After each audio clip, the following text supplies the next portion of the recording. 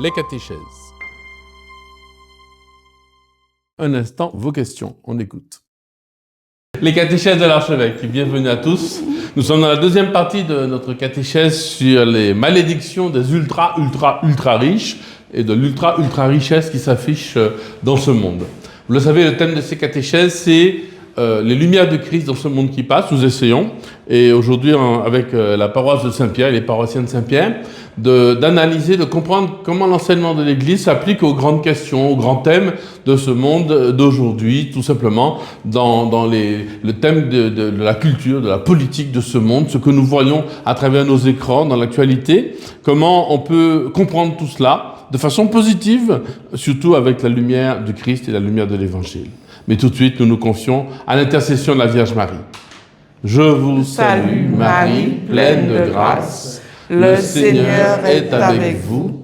Vous êtes bénie entre toutes les femmes, et Jésus, le fruit de vos entrailles, est béni. Sainte Marie, Mère de Dieu, priez pour nous pauvres pécheurs, maintenant et à l'heure de notre mort. Amen. Au nom du Père et du Fils et du Saint-Esprit. Amen. Première question.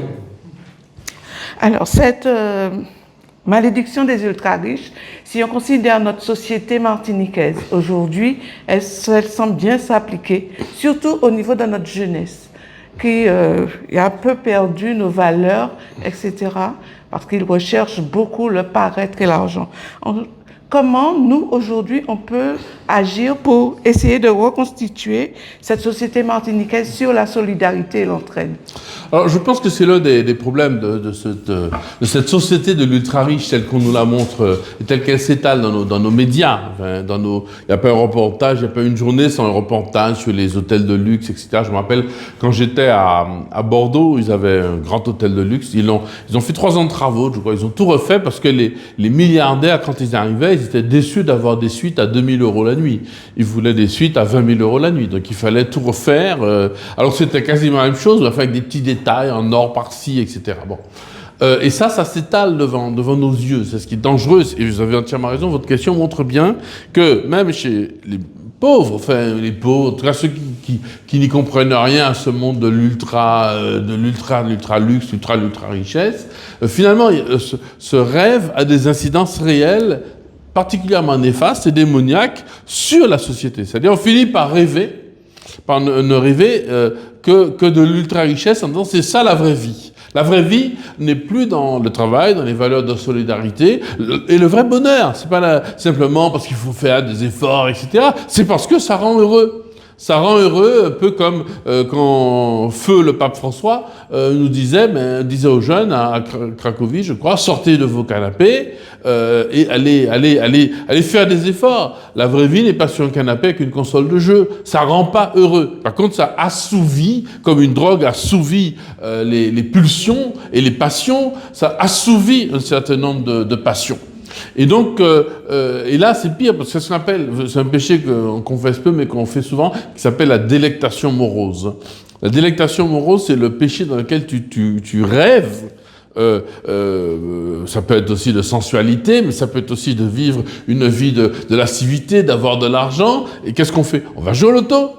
On va jouer au loto parce que, si on gagnait, une fois je me rappelle, dans un super loto, super machin truc, il y a quelqu'un qui a gagné en un coup 250 millions d'euros. Il venait d'avoir une catastrophe, un tremblement de terre dans je ne sais plus quel pays du monde, et l'Europe avait versé, je crois, 20 millions d'euros pour le tremblement de terre. Et la même semaine où l'Europe verse, royalement si j'ose dire, 20 millions d'euros, c'est quand même beaucoup, pour un tremblement de terre dans un pays déjà dévasté par la pauvreté, une personne unique gagnait 250 millions d'euros. Ouais. Et ça, c'est indécent. Il y a quelque chose d'indécent, parce que du coup, on te fait rêver, et ça a une incidence réelle, et c'est ce que vous dénoncez par votre question, que tu dénonces par ta question. En fait, la jeunesse, finalement, n'a plus envie, une sorte de dégoût. La jeunesse et puis les autres aussi. Tu te demandes à quoi sert ta vie. Tu as l'impression que c'est la vraie vie, on te la présente comme telle. C'est une illusion démoniaque. Alors c'est très simple, la réponse c'est que nous, chrétiens déjà, et en particulier nous catholiques, nous vivions la vraie foi, la vraie joie d'être chrétien, la vraie joie de la pauvreté. Heureux les pauvres de cœur, dit Jésus. Hein, je ne vous ai pas donné les béatitudes, mais heureux les pauvres, heureux ceux qui pleurent, heureux les doux, heureux ceux qui ont faim, heureux les miséricordieux, heureux les cœurs purs, heureux les artisans de paix, heureux êtes-vous quand on vous insulte. Mais il y a une autre valeur, il y a un autre monde d'un bonheur qui n'a pas de fin, celui-là, et que, comme dit Jésus à la Samaritaine, quand tu auras bu de cette eau-là, tu n'auras plus jamais soif. Et ce bonheur-là, ce vrai bonheur, si nous le vivons en communauté, celui du kérigme en particulier, de savoir que Jésus est mort pour moi, qu'il est ressuscité pour moi, et qu'il m'aime, qu'il est auprès de moi, eh bien à ce moment-là, nous chrétiens, on a un vrai témoignage. Hier, j'étais dans une PCE, j'ai vécu un vrai moment de joie, dans une petite cité sympathique, etc. Les enfants, ils doivent avoir plein de soucis, hein, d'argent, de relations, de ceci, de machin, mais en même temps, c'est la joie. Et c'est la vraie joie. Et lorsque nous vivrons ça, nous porterons un témoignage. Parce qu'en fait, cette société, les écailles vont tomber. Tout ça va se casser la figure. Il n'y a pas de problème. Question suivante. Alors, Monseigneur, comment éviter que le discours sur la malédiction des ultra-riches et des hyper-riches ne soit compris comme une opposition entre riches et pauvres que comme un appel au partage des richesses? Alors, il faut que ce discours, effectivement, je suis entièrement d'accord sur la question, ce qu'elle sous-tend. Il ne faut pas non plus, c'est pas un appel à la révolution, ni à couper la tête des riches, etc. Ça n'a jamais servi à rien, sinon à enrichir d'autres personnes qui sont parfois encore pires que les précédents. Donc voilà. Donc la richesse nécessite une éducation. Si le riche est bien éduqué, si le pauvre est mal élevé, ça n'a aucun sens. Hein, ça n'a aucun sens. Je veux dire, c'est une question de culture.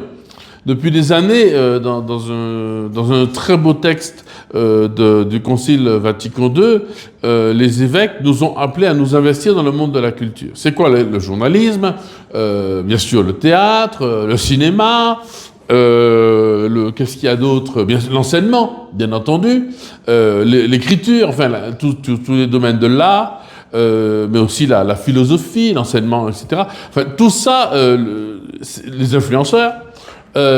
Nous avons un devoir de nous investir et d'encourager nos jeunes à s'investir, des chrétiens en particulier. Parce que les chrétiens ont fui parfois ces milieux-là. Alors c'est bien aussi qu'il y ait des chrétiens qui s'investissent dans le monde de l'agriculture, dans le monde de la pêche, etc.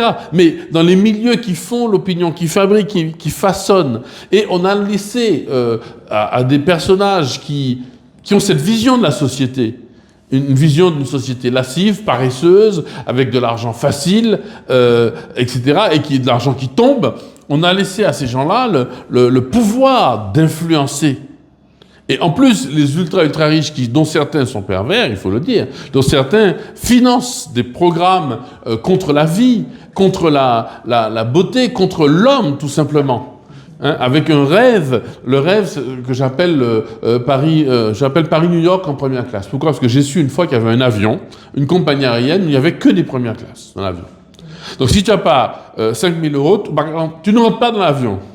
Donc il n'y a que des riches. Eh bien, il y a certains qui rêvent d'un monde où il n'y a que ça. Et la technologie en donne le pouvoir. La société qui a le plus d'argent dans le monde, Walmart, je ne sais plus, j'ai noté quelque part, qui est vraiment la société la plus riche, donc c'est un pouvoir ultra riche, au moins d'une seule société. Elle a licencié dernièrement, c'est peu de choses, 10 000 comptables aux États-Unis parce que l'intelligence artificielle rend le service beaucoup mieux qu'un comptable. Elle lit les chèques, même écrits à la main, elle lit tout, elle ne fait aucune erreur, elle n'est jamais en grève, ni en congé maladie, n'est jamais enceinte, partie en congé maternité. Donc, il n'y a pas de problème, Hakuna Matata. Donc, vous voyez, et ce rêve, donc, j'ai donné cet exemple aussi au cours des catéchèses. J'étais à Bordeaux, il y a quelques années déjà, je vivais à Bordeaux il y a 25-30 ans, et il y avait une station d'essence, 17 employés. Ils ont fait 1 an de travaux, ils ont tout changé dans la station. Quand on est revenu 1 an après dans cette station essence, il y avait 1 employé, et encore ils faisaient 2 stations parce qu'ils avaient licencié 34 personnes, et un seul employé faisait les 2 stations, simplement parce que tout était automatisé. Oui, et ça, il y a le rêve de cet avion Paris-New York en première classe. Et donc, il faut, par rapport à ce que vous dites, par rapport à la question, c'est la question de la culture. on doit là aussi présenter un modèle culturel, le présenter parce qu'il est de l'ordre de la vérité, mais le présenter intelligemment. C'est pas simplement les homélies du Père Macaire qui vont changer les choses, c'est notre façon de vivre, c'est la première question, mais c'est aussi des hommes et des femmes qui vont montrer que c'est possible. Il y a d'ailleurs de plus en plus de milliardaires d'ultra riches, bon, ils en ont les moyens, qui disent, mais en fait, finalement, tout ça, ça sert à rien, ça devient un jeu à la fin pour eux, ce sont quand même des êtres humains, et qui disent, mais finalement, il faut que je redistribue au moins une partie, sinon toute ma richesse. Bon, parole en bouche pas chale. Hein, pour traduire aux auditeurs non créolophones, les paroles de la bouche, c'est pas une charge. Hein. Voilà, c'est pas. On fait ce qu'on veut avec. Mais enfin, il y en a qui le disent quand même, en disant, mais bon, en même temps, 2 jours après, on les voit acheter une Ferrari, l'écraser, acheter une deuxième, une troisième, etc., des montres, etc., et de nous faire, encore une fois, soi-disant rêver avec une façon de vivre qui n'a aucun contact avec la réalité. Question suivante ? Oui. Comment continuer à prêcher une pauvreté salutaire alors que l'Église apparaît aux yeux des autres ultra riche? Alors l'Église apparaît aux yeux des autres ultra riches, je ne sais pas pourquoi d'ailleurs, parce qu'elle est ultra pauvre, l'Église catholique, qu'à voir ce qu'on paye à nos prêtres, par exemple, ou comment on tire le diable par la queue pour refaire une église, pour refaire des toilettes, pour refaire des... Par contre, ce qui est certain, c'est que alors quand on dit l'Église, parfois on confond l'Église et le Vatican. Donc l'Église, c'est pas le Vatican. Hein. L'Église, c'est la PCE que j'ai rencontrée hier, c'est etc. Mais le Vatican lui-même est ultra pauvre. Quand j'ai dit ultra pauvre, n'exagérons rien, mais c'est le Vatican qui donne de l'argent, qui reçoit et qui vit pauvrement. C'est-à-dire, il n'y a pas grand monde, et c'est un héritage. Alors c'est vrai que c'est un gros patrimoine. C'est un gros patrimoine, c'est un patrimoine artistique, c'est un patrimoine, mais c'est un patrimoine qui a 2000 ans. Et ça, c'est un bel exemple. Les familles très très riches, à part des gens qui ont fait des richesses avec des start-up, etc., mais les familles très riches sont des familles solidaires. Lorsqu'on est solidaire, on est riche. On est riches tous ensemble, on est riches de notre amour, de notre solidarité. Mais on s'enrichit aussi. Je vais vous donner un exemple. Moi, je suis religieux mendiant. Mendiant, c'est-à-dire que je n'ai pas d'argent, je n'ai pas de compte en banque, j'ai pas de... Voilà. Moi et mes frères, nous n'avons pas d'argent. Et nous vivons ensemble. Et moi, j'ai toujours vécu dans des grandes maisons, des grands couvents. Pourquoi ? Parce que quand on ne dépense rien, mais qu'on vit ensemble, on fait des économies. Donc les gens nous donnent, parce qu'on va prêcher, donc on reçoit des dons, on vit de dons.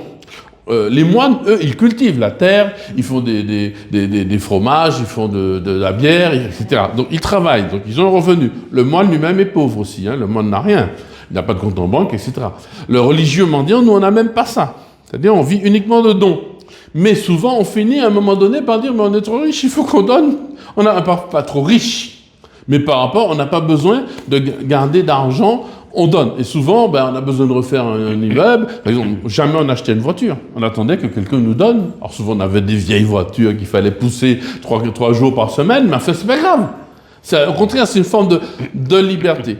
Donc l'Église a toujours été amoureuse de la pauvreté. Les membres de l'Église sont pauvres, ne gagnent pas tant d'argent que ça. On n'a pas de salaire comme dans d'autres religions où c'est légitime. Hein. Moi, je n'ai pas critiqué la religion des autres, qui gagnent énormément d'argent. Et la communauté elle-même est pauvre. Il y a des communautés dans l'Église catholique qui ont les moyens, soit parce qu'il y a des personnes riches justement qui sont généreuses, donc on vit de dons. Bon, la pauvreté, c'est aussi ça, hein, c'est de vivre de dons. Et l'autre pauvreté, la pauvreté, c'est d'être solidaire, donc de mettre en commun nos biens. Nous qui sommes là, nous avons chacun une maison, un appartement, etc. Si on vivait tous ensemble dans la même maison, elle serait plus grande, on aurait un jardin plus grand, on achèterait un seul frigidaire, une seule télé, etc. On serait beaucoup plus riches tous ensemble. Et je disais ça l'autre jour à des jeunes, je disais, et si Jésus apparaît en même temps que le président de la République, et le président de la République dit « Je donne 30 000 € à chaque Martiniquais. » Pas chaque famille, hein, chaque personne. Bébé, grande personne, tout le monde. Tout le monde a 30 000 €. Donc une famille de 4 personnes, 4 x 3, 12. Ah ouais, 120 000, bam, qui tombe. Et puis, le président de la République dit ça, mais Jésus dit, moi je ne vous donne pas d'argent, mais je fais en sorte de réconcilier tous les cœurs, toutes les familles, tous les combats, tous les cancans, de quartiers, de familles, de vous redonner la solidarité entre vous, etc. Qu'est-ce que vous choisissez ? Alors les bons paroissiens comme vous ont tous dit, ah nous on écoute Jésus, on va choisir la solidarité. Mais les jeunes m'ont tous dit, les 30 000 €. Les 30 000, et sauf un. Alors je dis, mais pourquoi toi tu dis la solidarité, l'amour, la réconciliation? Il m'a dit, parce que si on est solidaire, dans quelques années, on aura beaucoup plus que 30 000 euros. Et il a raison. C'est tout bête, mais il a entièrement raison. L'union fait la force, c'est pas simplement un slogan. Et donc, l'Église est riche, ou paraît riche, parce qu'elle est une vraie communauté. Et là où les communautés sont solidaires, même des communautés mendiantes, je prends l'exemple de la mienne, où les frères vivent vraiment la mendicité. On n'a pas de compte en banque, on n'a pas de biens, on n'a rien, on place pas de l'argent. Et bien, on finit par avoir des bâtiments, parce qu'on est héritier en plus. Etc. Donc l'Église, elle donne aux pauvres, elle donne beaucoup. Et moi, je peux vous dire que j'ai des exemples très concrets, malheureusement, on n'a pas le temps, de voir comment le Vatican en particulier finance beaucoup de diocèses. Je me rappelle, je vous donne quand même un exemple parce que je l'ai sur le cœur. Dans une île, j'étais dans une île dans un pays africain, dans une île dans un lac. On est parti, et là, dans ce lac, 3000 personnes qui vivent sur une île, les petits-enfants tout nus, etc., vraiment de façon très, très plus que modeste. Le seul bâtiment à avoir électricité avec des panneaux solaires, c'est le dispensaire, payé par le diocèse. La personne qui a installé les panneaux solaires, payée par le diocèse, l'infirmière qui vient toutes les 3 semaines, payée par le diocèse, le prêtre qui vit sur place, c'est lui seul qui a reçu une formation, c'est lui qui fait les accouchements, c'est lui qui se fait les soins, c'est lui, etc., avec des aides, etc. Donc vous voyez, et quand je suis arrivé sur le bateau, j'étais avec l'évêque du lieu, eh bien, je ne me comprenais pas pourquoi, parce qu'il y avait une pirogue, il y avait 3 personnes, l'évêque et moi, et puis le monsieur qui faisait la pirogue, et puis avec que des médicaments. En fait, l'évêque, il vient là de temps en temps, donc il ramène tous les médicaments qu'il peut voilà. Et ça, c'est une réalité concrète. Les routes, les machins, etc. Il n'y a pas que l'Église qui le fait, mais c'est quand même la plus grande ONG, entre guillemets, du monde. Pour les malades du sida, pour les pauvres, etc. Le lendemain, on a visité des religieuses. Les personnes, même les non-chrétiens, sont venus demander à l'évêque, faites-nous venir des religieuses. Depuis que les religieuses sont là, on les a fait venir, on les a cherchés un peu partout. La mortalité infantile a diminué de 90%. C'est vrai, ça c'est l'Église. Ça c'est l'Église qu'on ne va pas montrer à la télé. On va vous parler lorsqu'il y a un prêtre pédophile, un truc comme ça, mais ça on ne vous montrera pas. Et ça c'est la réalité. Et il n'y a pas qu'en Afrique. Ici aussi, il y a des choses très très belles qui se passent. Voilà. Nous avons ensemble débattu de la question. Le riche montre un modèle de réussite aux pauvres. Donc le pauvre s'inspire de ce modèle pour remettre en question, c'est-à-dire ce modèle lui sert de moteur pour faire de sa pauvreté une réussite et donne les moyens de sortir, puisque le rêve est un moteur qui inspire. Donc le pauvre, étant dans cet état, s'inspire de ce modèle pour sortir de cette pauvreté qu'on a reconnue comme étant malsaine. Parce qu'en fait, il y a 2 types de pauvreté. Un pauvre qui est sain est une richesse pour un riche qui est pauvre, qui n'a pas de sainteté. C'est une qualité qui est aussi grande qu'un riche qui n'est pas saint.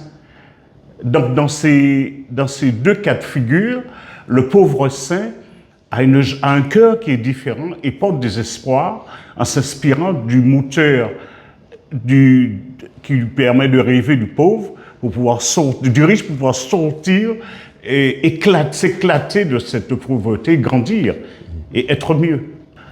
Alors, attention, la pauvreté n'est pas une mauvaise chose, justement. C'est ça. Est-ce que le pauvre est vraiment appelé à sortir de sa pauvreté? De sa misère, oui. De sa misère, oui. Mais le riche lui-même est appelé à devenir pauvre. Alors, pauvre, d'abord, heureux les pauvres de cœur, dit Jésus. C'est-à-dire, comme je dis, j'ai donné la définition, la richesse inclut l'égoïsme, le matérialisme, les plaisirs, le luxe, la cupidité, l'avidité, l'arrogance, etc., la méfiance, et au final, la tristesse. La richesse de cœur.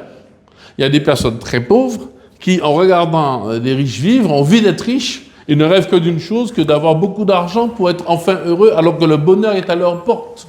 Leur bonheur, c'est peut-être la voisine, le voisin qui est malade, et qu'il peut aller visiter tous les jours et trouver énormément de bonheur dans cette rencontre incroyable. D'ailleurs, la société le dit, il y a beaucoup de... Je critiquais la culture tout à l'heure, il y a beaucoup d'éléments culturels qui montrent de films très beaux, où on montre la beauté, qui ont reçu des prix, etc.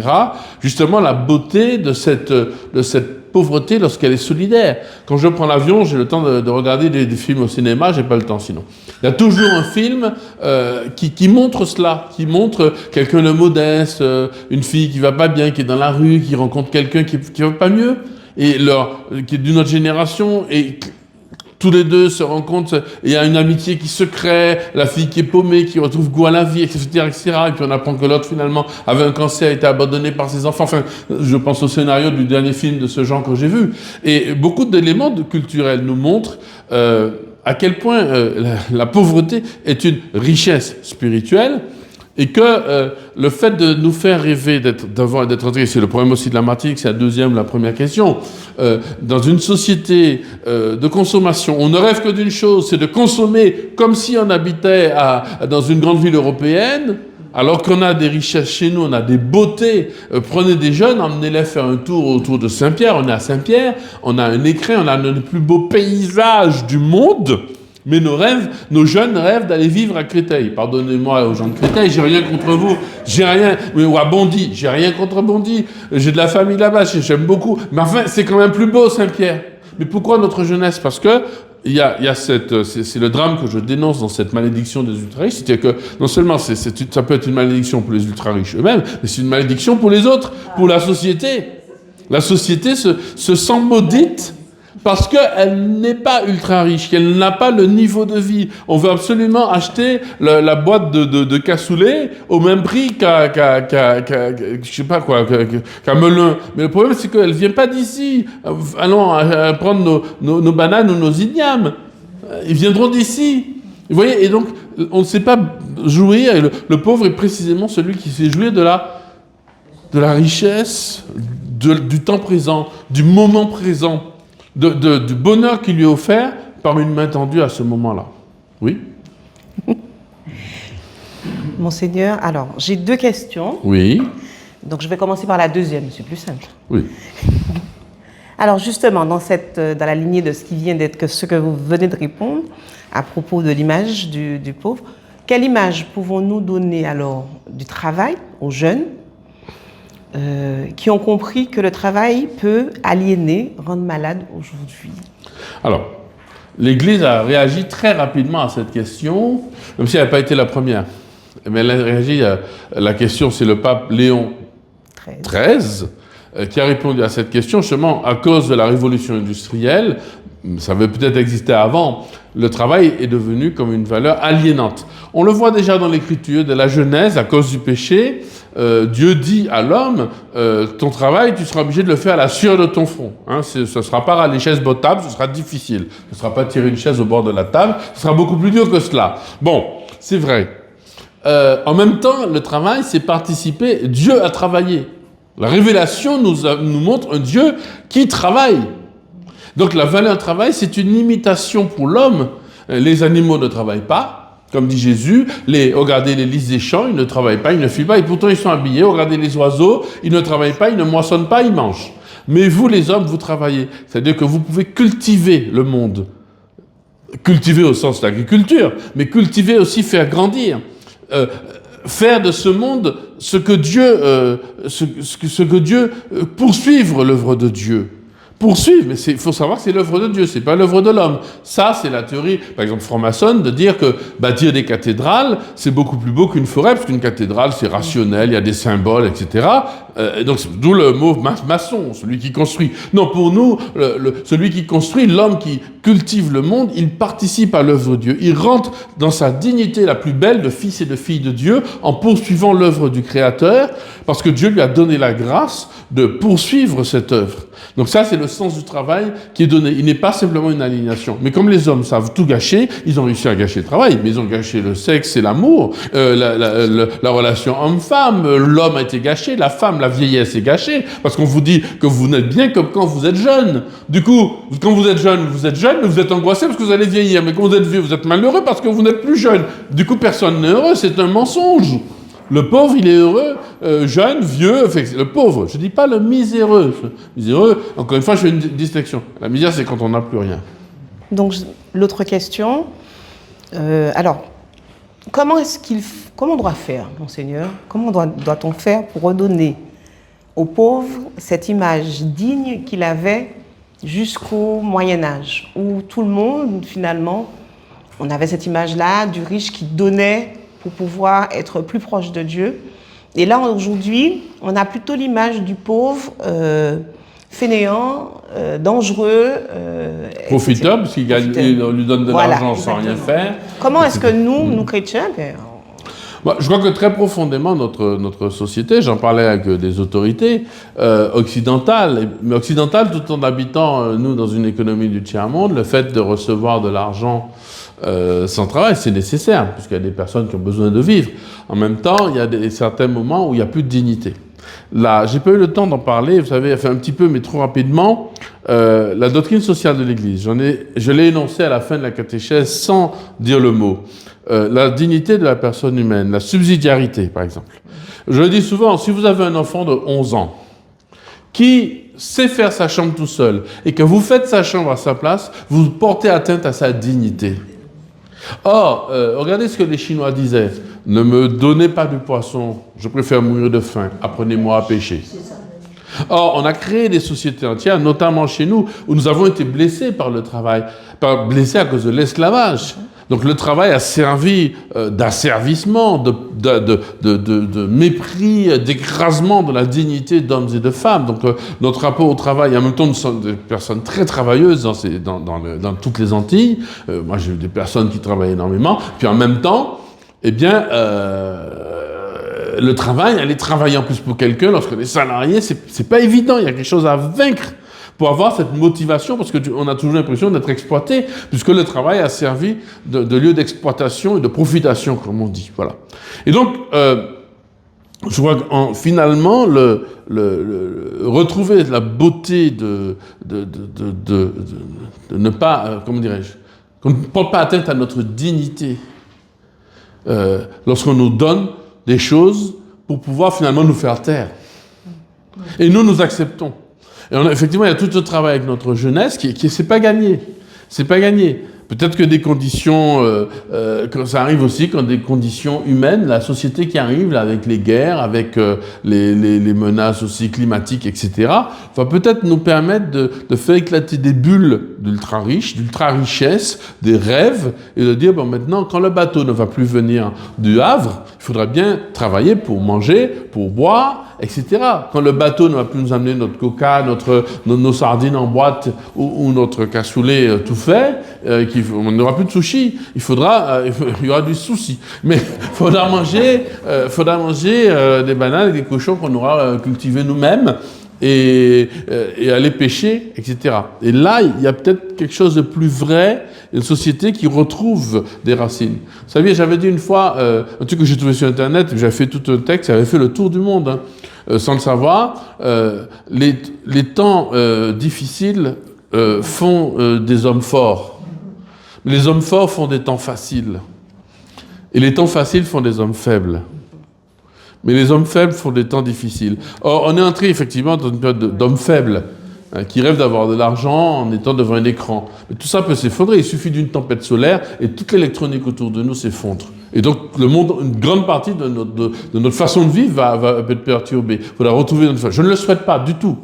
Je souhaite simplement prêcher pour cette dignité enseignée par Dieu lui-même et par notre Seigneur Jésus-Christ qui a travaillé de ses mains, qui a appris un métier où il travaillait le bois, comme charpentier, où il a travaillé pour construire la cité des hommes. C'est tout un enseignement aussi pour nous et c'est ce qui donne aussi beaucoup de dignité à l'être humain. Et aux Antilles, on en a bien besoin. Notre secours est dans le nom du Seigneur. Qui a fait le ciel et la terre.